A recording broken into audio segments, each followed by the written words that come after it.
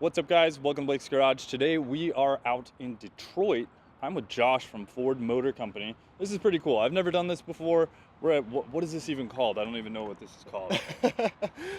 2025 Ford Maverick launch. Behind us is actually a really cool Ford Maverick. If you guys are aware, you know, Ford Mavericks have been around for how many years, maybe? 3 now. 3 now. Okay, so we had the first gen. What is the body style called? Do you know like what the, I don't know what we're gonna call it. Is it a body type or like a chassis code? Is there something like that on these? Oh, chassis. I don't know. I don't know. So anyways, we'll call it the first generation Maverick. So now we're on to the second generation Maverick here. And besides that, we're actually looking at a different one behind us. And this is a performance version called the Lobo, or Wolf, right? In Spanish, I guess? You got it. Yep. There you go. Now, I remember seeing these Lobos. Now, I'm not saying a Maverick Lobo, but I used to see what is called the F-150 in Mexico when I go down to Mexico. Right. And they were all Lobos, right? They were all Ford Lobos, and I always thought that was really cool. Every once in a while, I'd see the name badging on it, but in America, they've actually taken the Lobo badge to one of Ford's vehicles, so that's the Maverick here. Sure have. So what is this thing all about? So the Lobo is our new street truck built off of the Maverick. This is meant to sort of be the perfect building block for the modern street truck or tuner build. Okay, cool. So I'm about that life. I like going fast. We like autocross, used to do that a bunch back in the day. Now kind of moved and progressed onto track driving mostly. I got a track day this Sunday, Laguna Seca. So in 2 days, we're gonna go mobbing and do some time attacks. So I'd love to get in one of these things in the future and basically rip it around and see how it goes. But yeah, what kind of performance aspects are we gonna see from this thing? So yeah, sorry. Keith would actually better answer some of the performance aspect stuff. This is true. I talked to him earlier, and he told me a lot about. So we'll just go over some basic stuff. I know torque vectoring, active torque vectoring in the rear.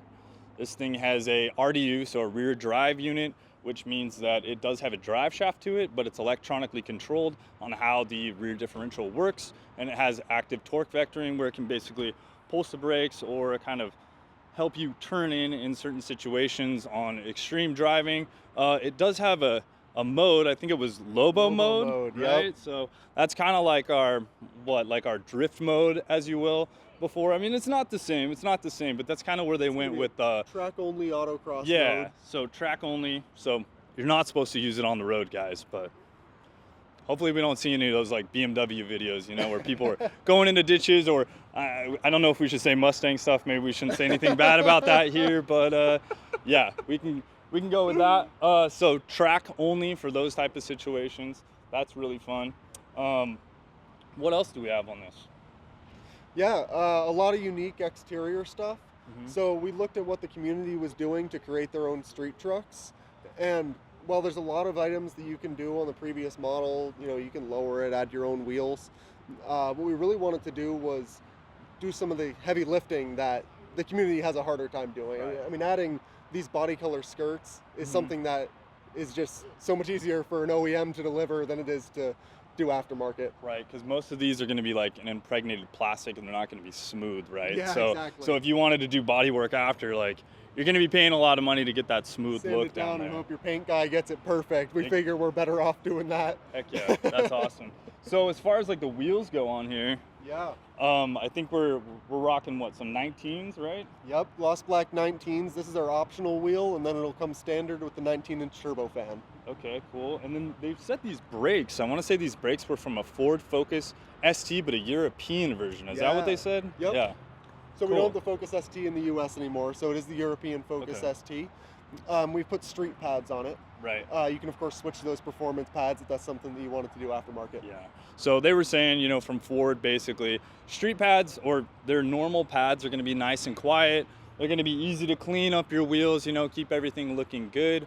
But if you're going to do more like autocross or some like, you know, performance driving, you can obviously slap on some more abrasive brake pads and probably upgrade the brake fluid. I would recommend it. I don't know if Ford's saying that, but I'm going to say that for high temperatures, because you're going to now transfer that pad heat into the brake fluid. But overall, that means you can get some real performance out of this thing, and it'll stop. I guess it stops a lot better than Sure the stock can. one. Yep, you got it. Awesome. That's Always good. Shopping's good. All right, so we're gonna move over to the interior. He's not like the absolute guy that designed it, right? She's actually here, and we could talk to her a little bit, right? Yeah, absolutely. But it does have some cool features on it. I don't know if you just want to point out some features. It does, yeah. So we have our unique ActiveX vinyl pattern that was graffiti inspired. So you see a sort of slight blue, grabber blue speckle. Yeah, I see a little bit of that spec in there, and I do like that. And then the stitching is really nice. You see this, alternate color. I think she was saying that it's kind of inspired by graffiti, which is probably why we have a little bit of this in the background here. Graffiti and Christian's history and sneaker. Right. Sneaker Active design. sneaker wear, stuff like that. A lot of time at Nike for her. Yeah, very cool. That dual stitch, which is a Ford Performance signature. So we were very lucky to be able to get that on the Maverick here. Gotcha. And then you'll also notice paddle shifters, which are unique to the Lobo. Okay, audibly wise, they could be a little louder, but they feel fine. they feel fine. See, I'm going back to my performance thing. Like, I have these ones that my wife absolutely hates. I put the magnetic paddle shifters in, so it's just click, click, click, click, click, click. Anyways, that's not what this car has, so it's nice and quiet, which is what this thing is intended for.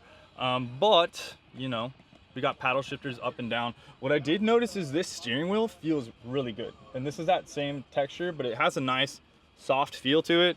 It's not flat bottom. I do not prefer flat bottoms in my opinion. I like a round wheel because it's easier for U-turns. And if we're getting this thing sideways with that Lobo mode, I want all that grip I can get. Drift cars don't have flat bottom steering wheels for that reason, I think. Probably that reason. But the stitching on here is really nice. I like that overall. Anything else that, is this Bang & Olufsen? What is this? Sure is. Yeah, Bang & Olufsen sound system. That's crazy. Maybe you could tell me a little bit about the back here. I heard them talking something about 3D printing. Do you know what that was inspired by? Yeah, what they were talking so about? that's our tether system that you can see in the second row console. That's Okay. just here, this slot that you can catch. That little slot in the middle. So what is that for? Just like people building things off of it? Yeah, so it's really been embraced by the 3D printing community, and we've seen people add all kinds of things in the back. They've put dog bowls and wire wraps and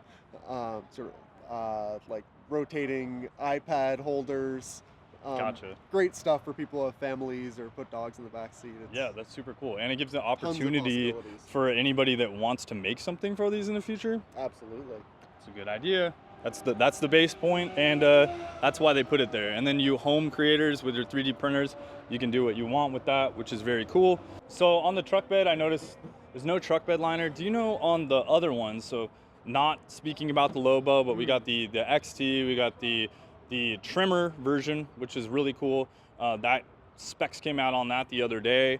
I noticed some of those had truck bed liners, and then we had like the Lariat version as well. Is that an option or is that standard? Do you have any idea? I'd have to ask the marketing guys on that. We're asking the tough Those are the questions setups. here. I'll leave it down below if that's an option or not. But that's where we're at with that. I think this is an option, right? It is, yeah. Okay. Yeah, that will be. So this is an add-on, but this is really cool for like, what is this for exactly? Motorcycles? Yeah, it could certainly be motorcycles. We have to see kayaks and dirt bikes back there. Yeah, and that's really cool. And then I also noticed, well, you can't do it as easy with this one, but this kind of has an Easter egg to it, doesn't it? This guy right here. Yep. Can you show us how that works? You're saying the double pocket? Yeah. Yep. So if you open it up there, you'll see that we have the passenger side cubby. And if you lift this, get double the room. Okay. Well, what do I do with this piece when I put something in there? Oh, do you know something I don't? Yeah. I think you might be one ahead of me. I think so. So Good with I did research this earlier. I'm not gonna lie, I did research this. But if you put something in there that's a lot longer, you can then put this in. Wait, like this or something? Hold on. Like that. And then you can go like this, and it closes. Oh, that's pretty good right there. It's pretty good. So you don't have a little flappy plastic piece hanging out. So there's something you could show. I showed Ford something, so I feel like my job's done, I think so. basically. I don't know. That's how I feel about it. We got an LED light over here, so we can turn that on. Do you know what kind of power output that Yeah, AC it's gonna be is a, putting out? 110 volt. 110 volt, and then there's a little LED light. Is this a standard feature? The window? Do we know? Ooh, that's another great James question. Yeah. Okay. Because I saw some of the lower base models just had a flat window. I assume I'm gonna call it an option, but I would want that option. So I don't know. How do you feel about it? I like it. Yeah, I just don't know if it's series dependent or if it's an option for you. So Would we'll that have be to ask something that. you would spec? Oh, absolutely. Yeah. Me too. So Got to be able to slide the 2x4s through. yeah, that's true, right? So that makes this thing even more of a truck, just that little piece, and it doesn't. It could get a little sketch with 2x4s though, because we're right on glass. We'll sketch. Gotta throw in Probably. some rags. It's tempered glass, so we're probably good. We're probably good. Coming back around, so this one is an all-wheel drive unit, right? So we don't get four-wheel drive badging on it or anything, but it is all-wheel drive. Yeah, well, we wanted to keep the badging clean. That's, we're going for imagery here in street trucks, and why mess it up with a bunch of badging that we were going to have to black out? Yeah. But yeah, all Lobos are going to be the 2-liter punching through 4-wheel drive system. Okay, that's awesome. This thing is very affordable, by the way, guys. Like, do we know what this one's gonna go for? Yeah, so it's split into sort of a high series, low series. Okay. That low series, which is coming later, is going to come at $35,000. 35,000. All right. Yeah. Cool. A lot So- of money left there to do Yeah. whatever you wanted to aftermarket. It's Yeah. a great place to sit as a No, sort of that's- tuner vehicle. That's awesome, and I love the capability of it as a truck, because like, besides having fun and ripping around, it's still a truck at heart, right? Oh, absolutely. Yeah. Yep. Every bit of our BFT heart is still there. And these do have that RDU in the back, so they are independent, 4-wheel independent suspension. So we don't have a solid axle in the rear. So it's something a little different that you don't normally see in a truck. But what that means, it's gonna ride very nicely, right? Yeah, it's going to ride great. And that RDU's been tuned for fun as Okay, well. cool. Absolutely. So last time I messed around with the car with the RDU was the Ford Focus RS. I don't want to ask the question. No drift mode. No drift mode. No drift mode. To be fair, no specific drift mode like the RS, Yeah. but that Lobo mode is going to carry a lot of the same characteristics. Okay, cool. Absolutely. And it's a newer design, so it's tried and true and tested, I guess. Absolutely. So what kind of horsepower does this thing put down? Do you remember? Yeah, so Lobo's going to be putting down 250 horsepower and 277 torque. Okay, cool. So it'll rip out of the hole pretty good. And do you have any idea, does this thing like lay rubber like out of the hole? Like, will it squeal tires? Will it peel out? Will it do some burn skis? What are we talking about here? Because we don't get to drive it today. Oh, I wish we could. Okay, do we know, or? You can definitely chirp them. Okay, cool. And then obviously the payload was 1,500 pounds, so you can throw 1,500 pounds in the back of this thing as far as like working payload, and then 4,000 pounds for towing, I want to say. So I want to double check with Keith on that because it Okay. is the unique rear suspension. Ah. I think that might have changed some of the numbers, Okay. but we should touch base with them on that. Kind of get those Raptor specs. If you guys are unaware, like a Ford Raptor is awesome, Yeah. but your towing goes down because of the spring rates and all that sort of stuff, which is, you should still buy a Raptor, but come on. Yeah. It don't does find that it lower. stops a lot It of does lower. customers. No, if you want a Raptor, you're gonna buy a Raptor. But Yeah, exactly. very cool, very cool.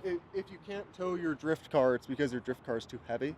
Right. You just got to do some weight reduction. You gotta buy another drift car. Exactly. Yeah, you just need two. You just need two.